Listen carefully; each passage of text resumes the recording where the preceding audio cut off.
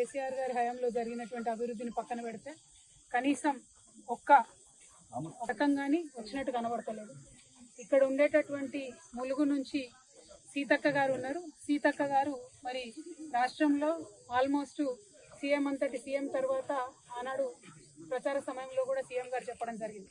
కానీ మరి అటువంటి సీతక్క గారు ఉన్న నియోజకవర్గానికి కూడా ఇంతవరకు ఆడబిడ్డలకు మరి మహాలక్ష్మి పథకం కావచ్చు, పెన్షన్లు పెంచుతామని చెప్పిన అవి కావచ్చు, నిన్నగాక మొన్న దారుణంగా వర్షం పడి ఆల్మోస్ట్ 3 మండలాలలో వరి కూడా దారుణంగా దెబ్బతిన్న పరిస్థితి.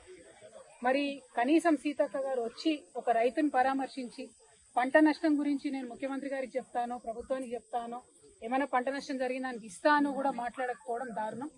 అంటే ప్రతిపక్షంలో ఉన్నప్పుడే ప్రజల మీద ప్రేమ తప్పితే అధికారంలోకి వచ్చినాక మాత్రం ప్రజల్ని పట్టించుకుంటలేరు సీతక్క గారు అనే విషయం చాలా స్పష్టంగా తెలుస్తున్నటువంటి విషయం.